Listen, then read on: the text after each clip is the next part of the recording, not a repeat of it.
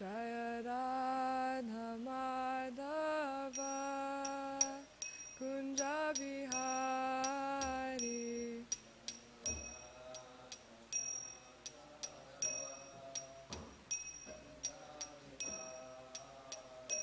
Jaya Radha Madhava Kunja Bihari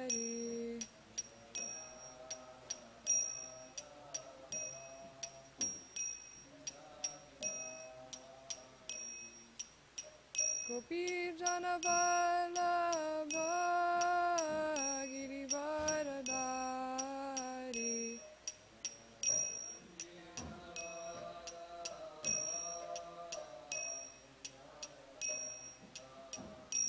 Jaya Gopi Jana Vallabha Girivaradari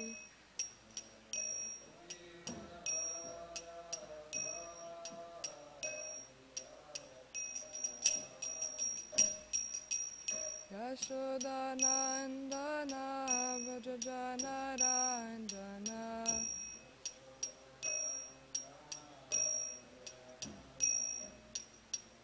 Yashoda Nandana Vrajajana Ranjana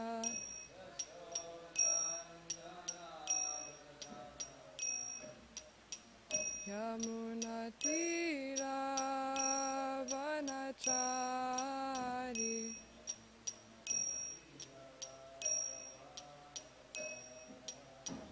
Yamuna Tira Vanachari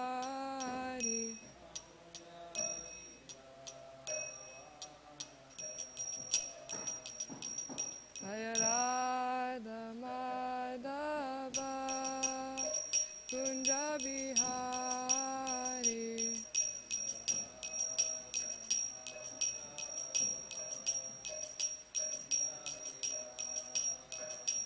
Jaya Radha Madhava Kunja Bihari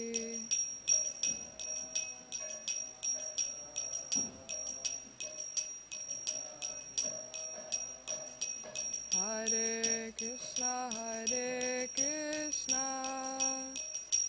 Krishna Krishna Hare Hare Hare Rama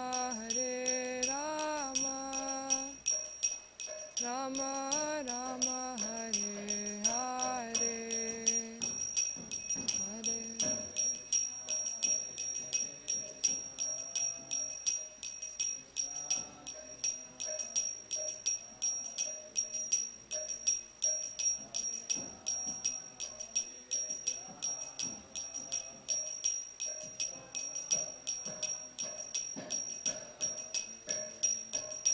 Jaya Radha Kalachandji Radha Kalachandji Radhe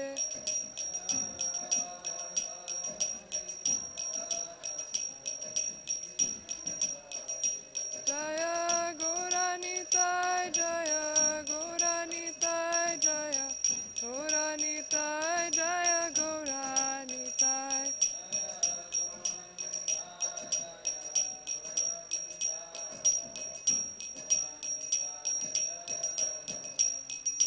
Jaya Prabhupada Jaya Prabhupada Jaya Prabhupada Srila Prabhupada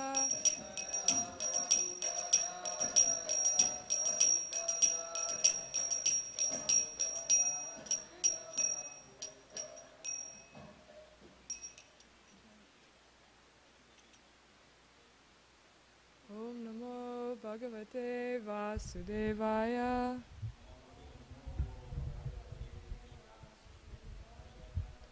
Om Namo Bhagavate Vasudevaya Om Namo Bhagavate Vasudevaya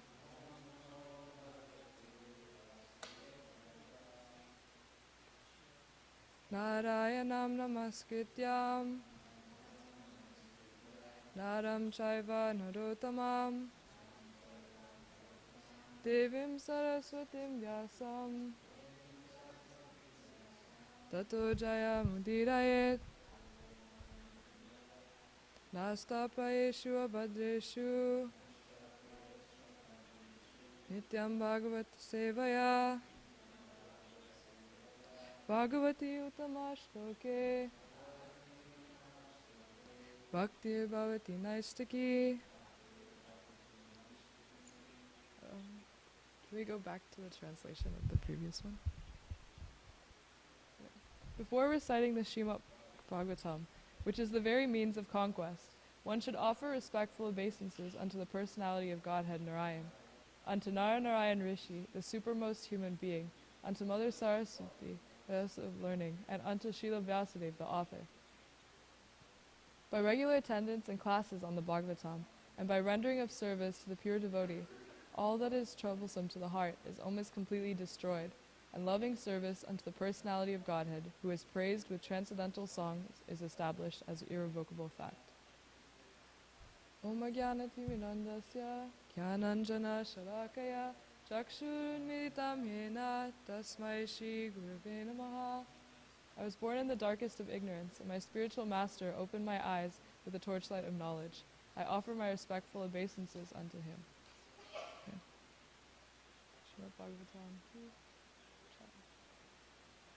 Alright, so today we're going to be reading from Canto 2, Chapter 9, verses 1 to 3. So only 3 verses.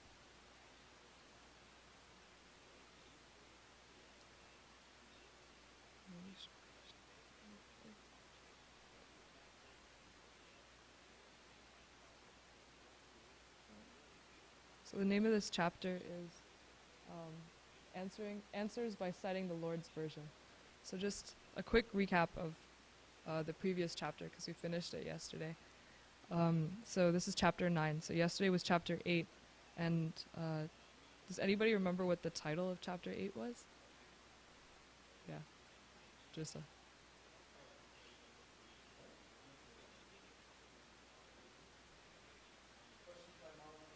yeah. Questions by King Parikshit. Yeah.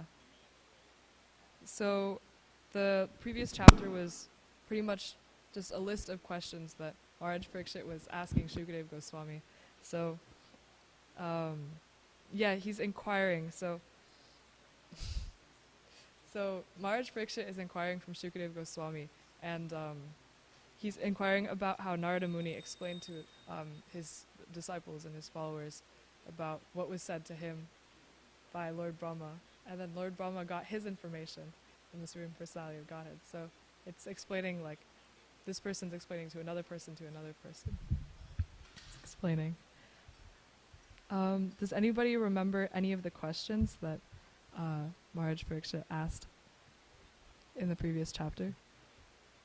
The hint is that literally the entire chapter was questions. But does anybody remember one of the questions?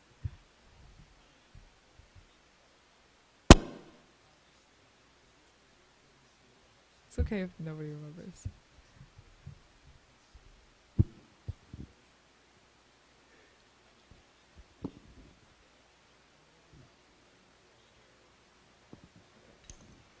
Okay, well, some of the questions he was asking, a lot of them were kind of based around Vedic cosmology. So some of them were asking about what is time, what about living entities, what about different relations of time.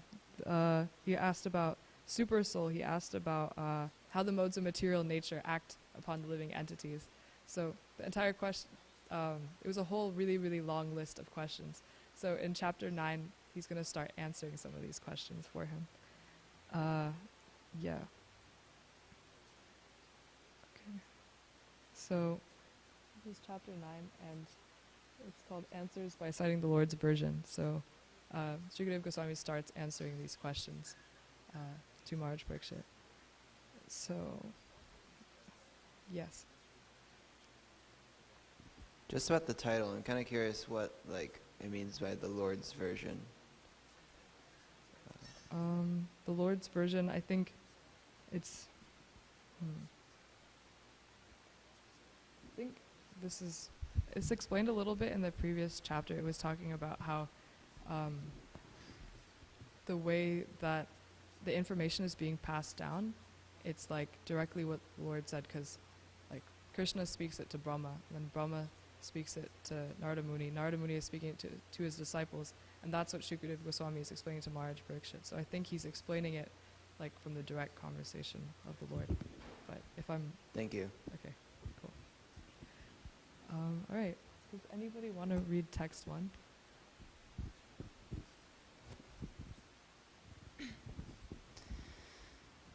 Sri Sukadev Goswami said, O king, unless one is influenced by the energy of the Supreme Personality of Godhead, there is no meaning to the relationship of the pure soul and pure consciousness with the material body.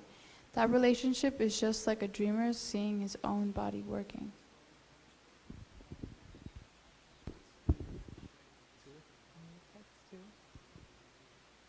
The illusion living entity appears in so many forms offered by the external energy of the Lord. While enjoying in the modes of material nature, the encaged living entity misconceives thinking in terms of I and mine. So in text 2, it's talking about it's talking about the illusion living entity appears in so many forms offered by the external energy of the Lord. I thought this was really interesting when I was reading over these verses before. I think they touch on this more in text 3 also, but they're talking about how the illusory energy, or like the external energy, is it's kind of like creating clothes. So based on whatever clothes you want, it's like going to a tailor. So whatever desires you have, whatever clothes you want, it'll create that body for you. So the way that it's explaining it, it's talking about how, like, I mean, we're going to read the purports, but in the purports it's really like explaining how you cannot like identify with like these clothes that the illusory energy are giving you. Like the same way we're not identifying with like the sari I'm wearing or the dhoti you're wearing. So it's good. Somebody wants to read text 3. As soon as the living entity becomes situated in its constitutional glory and begins to enjoy the transcendence beyond time and material energy, he at once gives up the two misconceptions of life, I and mine, and thus becomes fully manifested as the pure self. This term, like pure self, it comes up quite a few times. So I think in text 1, which is like the one we're going to read, they're talking about how, like, there's no point in having like a pure self if there's no relation to Krishna. So here it's talking about the pure consciousness. Yeah. Anyways, continue. Yeah, we can go to text 1. Yeah.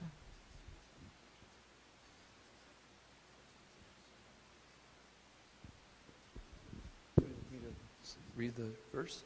Or you want to? Sri Sukha Uvacha. I can read it. Okay, if you okay. want. Yeah. I'm just going to read the line and then you can repeat after. Sri Sukha Uvacha. Atma Maya Mrite Rajan. Parasyanu Manaha. Nagate Tarta Sambandha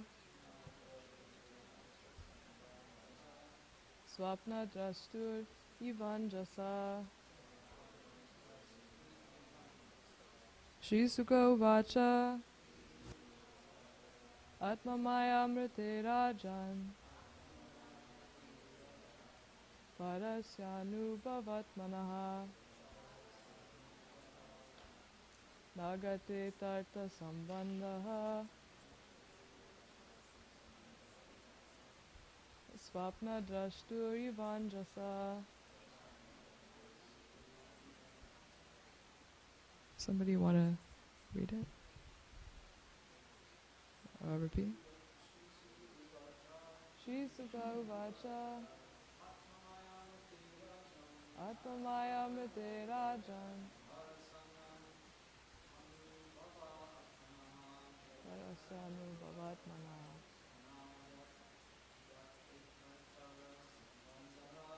Nagati Tatarasangana. Swapna Jastu Ivandasa. Shri Shika Vacha. Atmamaya Mukti Raja. Parasanubhavatmana. Angati Parasanubhavatmana. Swapna Jastu Ivandasa. Shri Shika Vacha. Atmamaya Mukti Raja. Parasanubhavatmana. Yate Tata Sambhava. Swapna Jastu Ivandasa. Sumerubi?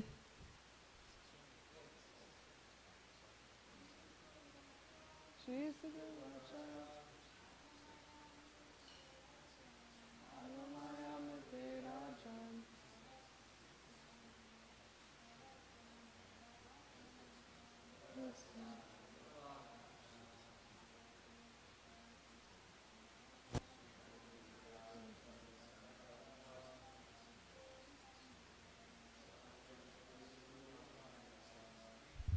Thank you. We can go to the synonyms. Shri Shuka. Atma, the Supreme Personality of Godhead. Mayam, energy. Ite, without. Rajan, O King.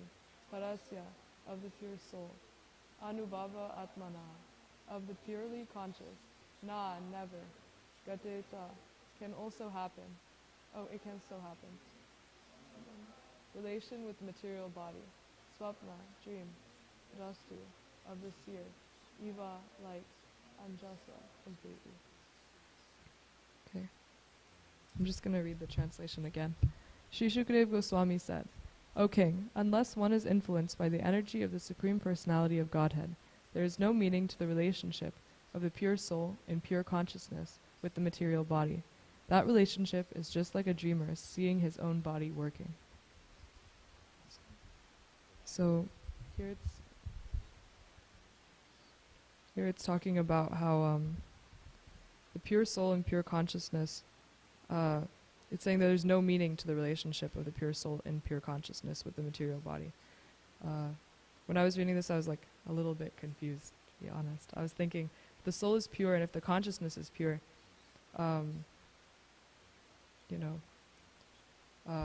like what is the problem? But then when I read a bit more into it, I was realizing, oh, okay, there's no meaning to the relationship of the pure soul in pure consciousness with the material body. The material body no longer matters once you're in that state of pure consciousness. So I know we talk about how there's like pure devotees and like there's different examples given of what a pure devotee is like, but bless you. So the pure devotee, their soul is pure and their consciousness is pure. So they might be in a physically in a material body, but they don't have any actual relationship to that material body. And in text 2 and 3, they talk about the I and mine. So people identify themselves as I am, I am a student, I am a young person, and then mine, like this is my body. These are my things. All of this is mine. So those would be, if somebody in pure consciousness would not have those types of connections, like the I and mine. And at the end it says that relationship is just like a dreamer seeing his own body working. So you're not fully, if you're a dreamer, you're not fully attached to your body. So you're seeing your body working and you're seeing your body doing things. You're going to school, you're going to class, you're going to work, you're doing whatever. But it's just like your body working, and you're not really attached to it. You're not really like there, you're not really present. You're just sort of viewing yourself functioning. So it's talking about somebody in pure consciousness. It would be a similar idea. You're not really present in the sense of you're not attached to your physical body and the material things that come with that. If somebody wants to read the first paragraph of the purport, it explains a bit better. Maharaj Parikshit's question as to how a living entity began its material life, although he is apart from the material body and mind, is perfectly answered. The spirit soul is distinct from the material conception of his life, but he is absorbed in such a material conception because he is being influenced by the external energy of the Lord, called Atma Maya. This has already been explained in the first canto in connection with Vyasadev's realization of the Supreme Lord and his external energy. The external energy is controlled by the Lord, and the living entities are controlled by the external energy, by the will of the Lord. Therefore, although the living entity is purely consciousness in his pure state, he is subordinate to the will of the Lord and being influenced by the external energy of the Lord. In the Bhagavad Gita 15:15, also the same thing is confirmed. The Lord is present within the heart of every living entity, and all the living entities' consciousness and forgetfulness are influenced by the Lord. So this verse in Bhagavad Gita, I don't know, just anyway, you probably have it memorized. 15, 15. Sarvasya chaham Vedisani vishta matasmitir jnanam apohanam cha Vedaisya sarvarham eva vedya vedanta gridveda vedevachaham. So this verse, it's talking, the line that it's referring to is, I am seated in everyone's heart. From me come remembrance, knowledge, and forgetfulness. So it's talking about how in the pure state, like the soul's pure state, and when they're in when your soul is in pure consciousness, you don't forget Krishna. You don't forget. You're not covered by these external energies. But then it's also saying that this is all happening by the will of the Lord. So Krishna brings forgetfulness here. So he said, in the purport it says, therefore, although the living entity is purely conscious in his pure state, he is subordinate to the will of the Lord. And he's being influenced by the external energy of the Lord. He's being influenced by the forgetfulness. He's forgetting his true purpose, and he's forgetting his true identity. And Krishna is that forgetfulness. Krishna is that that energy. So I also like the part where it says the external energy is controlled by the Lord, and the living entities are controlled by the external energy. But it's all by the will of the Lord. So we were talking about this the other day. We were talking about, I think, impersonalists and Mayavadis, and we were talking about how some of them think that the illusory energy, or like illusion, could be higher than Krishna, because Krishna is a person, but Krishna is being covered by these illusory energies. So they believe Maya to be higher than that. But here it's saying that no, Krishna is in control of all these illusory energies. Krishna is in control of the external energy. But then us, like being living entities, we're still under that control, and we're still being affected. But all of this is happening by the will of Krishna. So even if we're in that pure state, Krishna is still 100% controlling all of our lives. And it's just a matter of remembering and getting past the forgetfulness that Krishna brings. Does somebody want to read the second paragraph?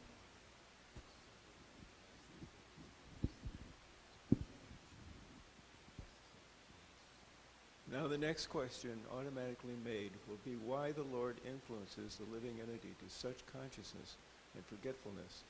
The answer is that the Lord clearly wishes that every living entity be in his pure consciousness as a part and parcel of the Lord, and thus be engaged in the loving service of the Lord as he is constitutionally made.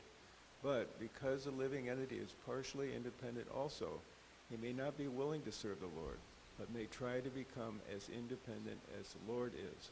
All the non-devotee living entities are desirous of becoming equally as powerful as the Lord, although they are not fit to become so. The living entities are illusioned by the will of the Lord because they wanted to become like him. Like a person who thinks of becoming a king without possessing the necessary qualification, when the living entity desires to become the Lord himself, he is put in a condition of dreaming that he is a king.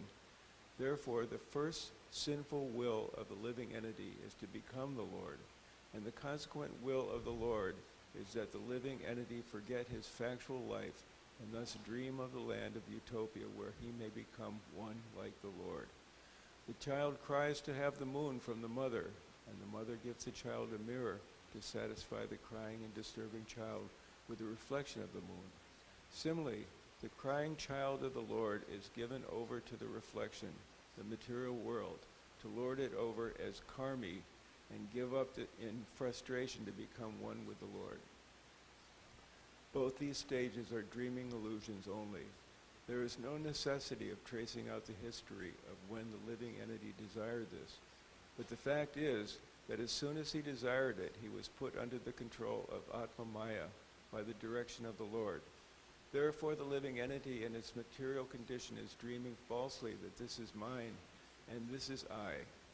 The dream is that the conditioned soul thinks of his material body as I, or falsely thinks that he is the Lord, and that everything in connection with that material body is mine.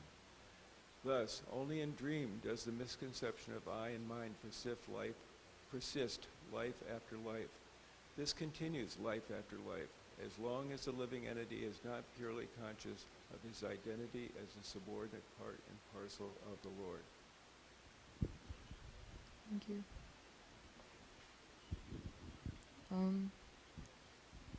In his pure consciousness, however, there is no such misconceived dream, and in that pure conscious state, the living entity doesn't forget that he is never the Lord, but that he is eternally the servitor of the Lord in transcendental love.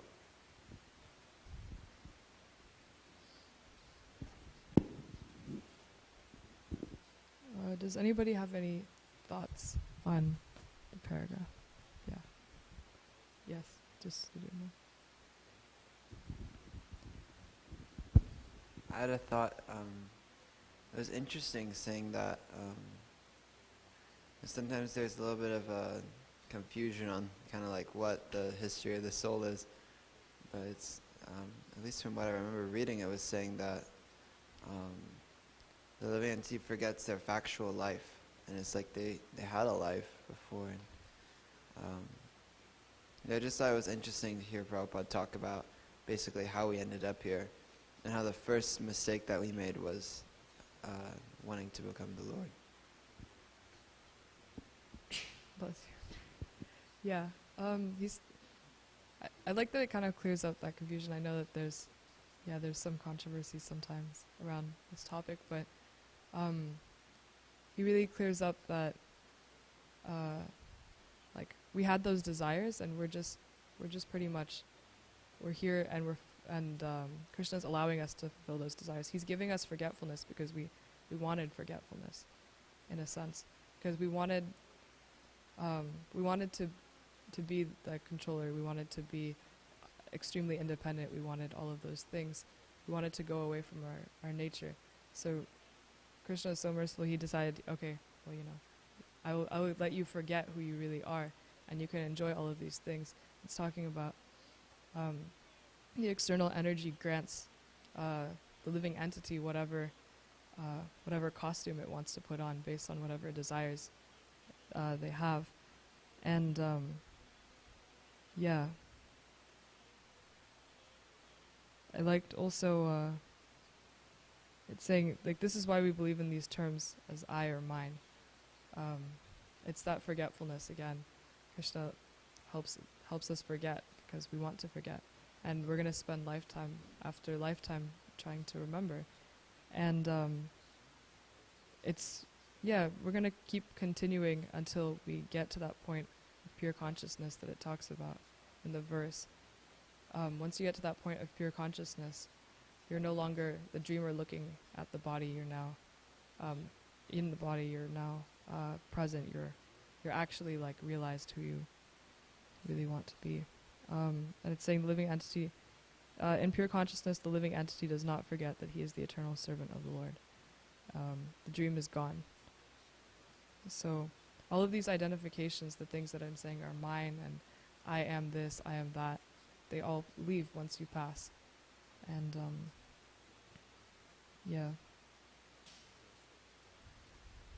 Does anybody have any thoughts on things that they would identify themselves as now?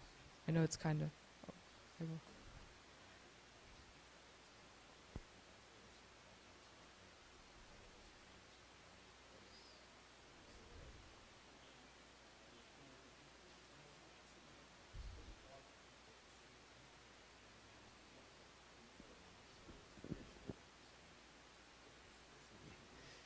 So, in purport, it mentions how pure devotees, they do not identify themselves with the material bodies. So, I was just thinking, within our society, there are several leaders, ISKCON leaders, who have been incessantly, carrying on with their wonderful service, all of them. But especially when I think of Jayapataka Goswami, all of us we know, how physically he's been challenged, and continuously he's been traveling. He's intensified it even more, actually, all the more. So, as Srimad Bhagavatam says, right, Savai Punsam Parodharmo. There are two things, right? Unmotivated and apratihata, uninterrupted. So, that kind of vouches, how these pure devotees, they are continuously, incessantly working for Krishna. So, we should be grateful. That's what I was thinking about. Yeah, that's how you know that the pure devotees are the living entities that are in pure consciousness, like these devotees who are like spending their entire life for preaching. These people are in pure consciousness, like Jayapataka Maharaj, like he's in a wheelchair, and despite all of that, he's not saying, oh, this is my body, and I am, in this physical condition. He's continuing his service, he's continuing things. Yeah, we have to have so much gratitude for these devotees, because they're really like living examples of not identifying with the body anymore. Or even yesterday when we were out on book distribution, I was talking to those two girls, and remember I was talking about Srila Prabhupada, and I was saying, Srila Prabhupada was born in 1896, and he came to the United States, and these are all people that he's not familiar with. It's the crowd he's not familiar with, and he was preaching and speaking to people that he normally wouldn't have spoken to, like as a sannyasi or anything, or people that would, by societal standards, at least in India, would be considered degraded or whatever. And despite all of that, like he just didn't see, like, that he saw that these are people who are potential devotees. These are people who could potentially have their consciousness purified. These are living entities. So that's another example of like a devotee who's in pure consciousness, and he's not saying I, mine, any of this. And we were talking yesterday with those two girls. Jose was there, and I was telling them, like, if somebody didn't have something of value to offer, then they wouldn't have done that. So, yeah, it's again like the gratitude that you were saying. Just so much gratitude that these people are so, like, not people, these devotees are like on such a high platform that they've really embodied what it's talking about here in this verse. They really showed what it looks like to be in pure consciousness, what it looks like to have purified soul and not identifying with this. Yeah. Does anybody have any questions or thoughts? Anything?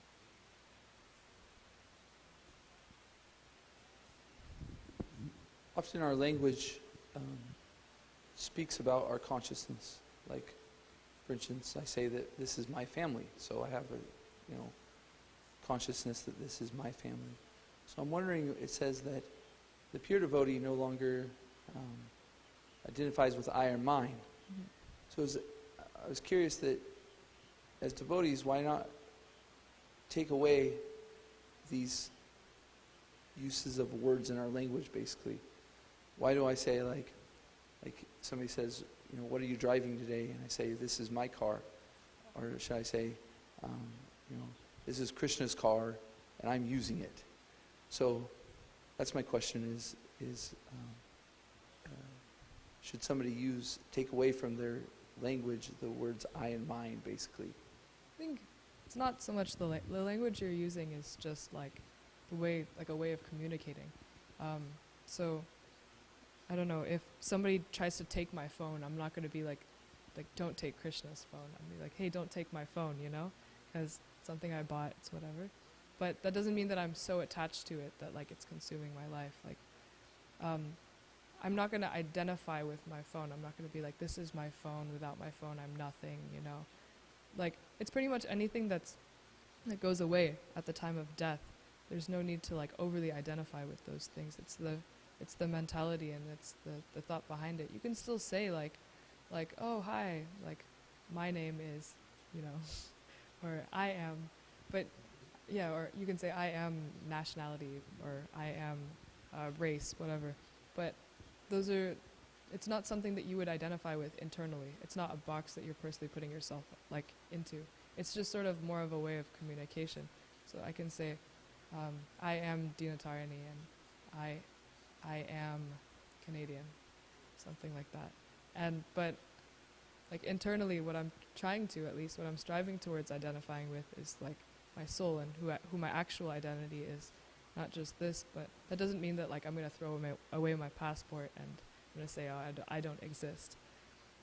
Because then at that point, that's not like living entity is still an individual, and you're given this body due to your previous karma. So this is still you, but it's not the truest version of you.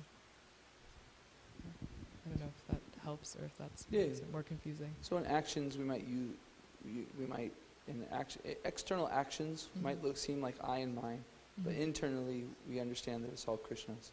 Yeah. So for instance, like we can't just use an excuse to be like, to take somebody's phone and say, this is Krishna's phone, it's not really your phone. Yeah. Like, no, you're still a thief here. Like that's their person's. Yeah. Yeah, like what we were talking about in Gita class yesterday. We can't use devotional service as an excuse. So you can't use like saying, oh, I'm on a pure platform, I don't use I and mine. That means everything is mine, or that means nothing is mine.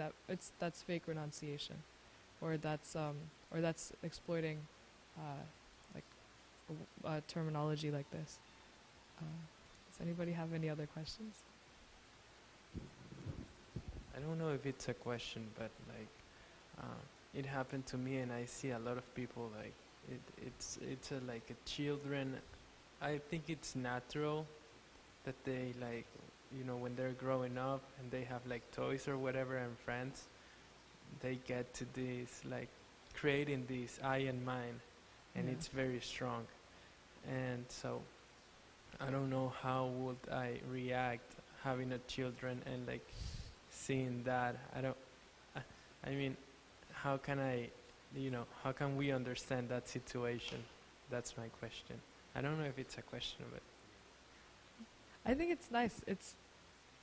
The example of the children is really good because, I mean, we've spent we're like children, so we've spent lifetime after lifetime, and we're learning this I and mine. We're learning, we're like children, like you're saying, when kids like they start like discovering proprietorship and they start discovering these things, they're like, oh, this is my toy, you can't play with my toy, Or they said, oh, I am 6 years old, or I am 3, like they would say that like really strongly. And we're doing the same thing because, and then with maturity, you learn, okay, like this is my toy, but my mom bought it for me, or this is mine, but I'm sharing it with my friends, stuff like that. So it's the same with us, we're maturing, and it's saying like, until you, this will continue lifetime after lifetime, us identifying with I and mine, until we come to that pure state of consciousness. So I would like to think that most of the people here are slowly realizing that maybe not everything is I and mine, but the example of the kids is like wonderful because that's what we are. And different people in different stages of Krishna consciousness are like different kids in different stages of maturity. So hopefully we can work our way up towards being a little bit more. I was really liking when you said that, you get a maturity that this is my toy, but my parents gave it to me. Mm-hmm. So that's like a really it kind of answers the last question too. In maturity, it is mine, but Krishna gave it to me. Yeah. So it's not really mine. It's his gift. It's the consciousness becomes more about it's the gift that he gave into you instead of it being, mine and I got to protect it or can't give it away or nothing like that. I thought that was a really cool example, cool thought. Thank you.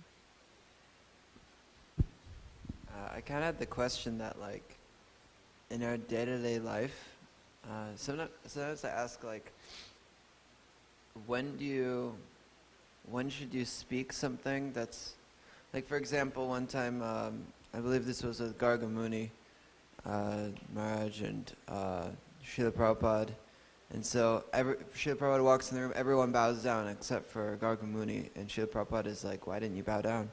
And Garga Muni said, oh, I didn't have that feeling. I didn't feel it inside that I should. And he said, bow down anyways, and the feeling will come. So I'm also wondering, like, with this language of like, oh, this is Krishna's, or oh, I'm just a servant. Even if we don't feel that in our heart, should we still say it? Or is that, like, non-genuine? Is that beyond our realization if we speak like that? Or is it like, oh, this will help us to eventually one day think like that? I mean, it's similar to Nandabhaja's question. Like, it's just like the words that we're using are just words that we're using, like, to identify those things as what they are, but the mentality you have towards those items is completely different. It doesn't need to be an external show, like every time, I don't know, every time you give out prasadam, you're like, oh, this is Krishna. I mean, that's not a good example. But if you, like, refer to every item as, oh, this is Krishna's, that could be an internal thing. It doesn't have to be an external thing. And like what you were saying about the paying obeisances, like, if you keep telling yourself internally, this is Krishna's, then that realization will come. It's not false realization. But saying it externally seems a little bit, I mean, this could just be opinion, but saying it externally all the time could maybe be, like, come across as beyond realization. Because that's just how the English language works. You identify those things in those ways. But I don't know. If you were looking for, like, a more in-depth answer. Prabhu has a question.